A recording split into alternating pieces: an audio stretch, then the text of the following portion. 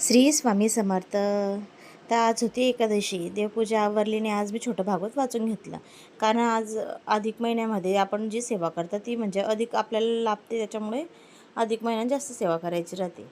आणि त्याच्यानंतर मी सगळ्यांसाठी स्वयंपाक बनवून घेतला. मग इथं एकादशी होती, पण म्हटलं चला सर्वांसाठी मस्त मुगाची डाळ बनवली, वालाच्या शेंगा बनवल्या आणि भाकरी टाकून घेतल्या.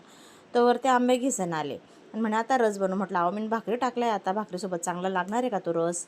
नाही नाही, रसच बनवतो. आणि म्हटलं बाप, यांचा जितपणा पैसा नाही ना, मला डायरेक्ट निक्की तंबोलीचाच डायलॉग आठवला. बाई काय हा प्रकार. पण म्हटलं जाऊ द्या, आता म्हणताच आहे तर मग बनवते.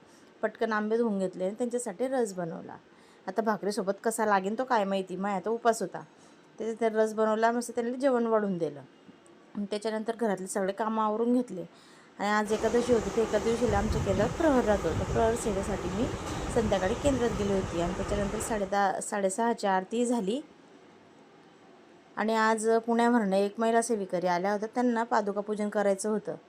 त्यांनी पादुका पूजन केलं आणि नंतर सगळ्यांच्या डोक्यावरती महाराजांच्या पादुका ठेवला, आशीर्वाद घेतला आणि आम्ही निघाले घरी.